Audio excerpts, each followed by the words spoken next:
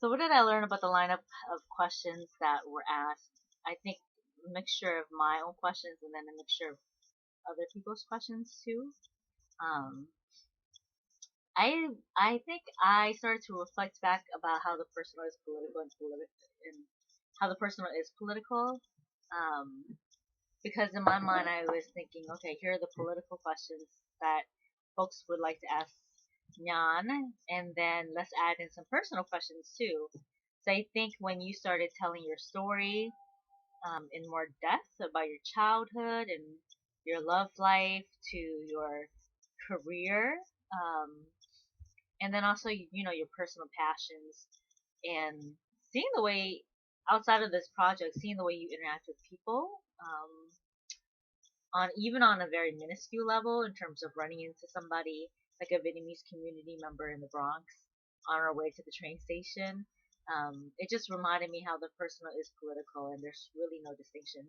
So I think in some ways it kind of aligns with what you're saying in terms of bringing it all together as one whole, um, as a whole body of who you are. So that was pretty interesting to me because I think for me, I've done work in the mainstream organizing world, not the radical organizing world. And so I've always differentiated my personal life and personal beliefs versus the work that I actually do in the quote professional setting or paid work. So I think this entire project has helped me, even has challenged me to challenge myself actually about where I want to go later on after I finish grad school. Does that make sense? That makes sense. And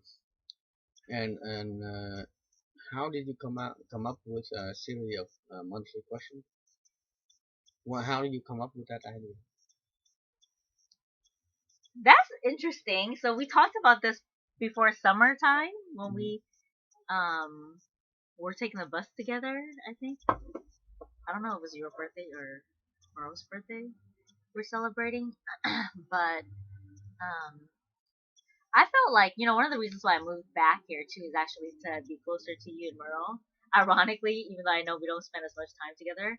Um, but one of it is to be closer to you. And then when I hear about people visiting and then people having the opportunity to talk to you, I realize like I have such a great opportunity because I'm physically so close by that one, I should really take advantage of that opportunity because who knows where I'm going to end up after grad school.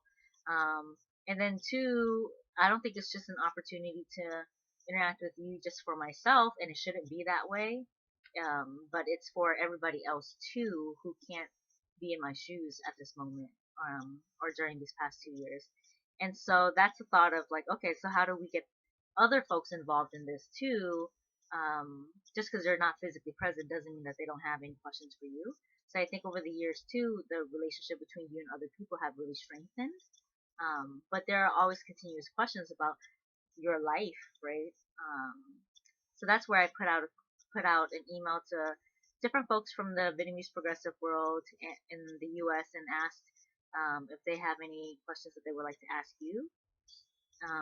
So that was created on a Google form, and then folks submitted questions. So I kind of just filtered out in terms of which questions would be asked when. So the trajectory was really to start off with your personal life from childhood, just timeline wise, what makes most sense, start from your childhood all the way to now, because I think it could help us understand too your life process in terms of your political developments and then your practice too. That's very smart. Very, Why, thanks. well, I that's think it's because very I'm smart. Vietnamese, huh? Yeah, probably so. Uh, Because the Vietnamese who opposed me in the past and who's really angry with me in public, privately, I discovered something really really strange about them. Because they came to, like, I lived in San Jose for a while, and they came like in the evening, like after dinner, come knock on the door, and I was studying in my room, and then I could see them, and they knock on. Two of them come in um, military uniform. They intentionally were wearing military South uniform, Vietnam South Army. Vietnamese army. And they came in, and I opened the door, and they asked to see me, and I asked them in and offered them beer, and we drank beer together.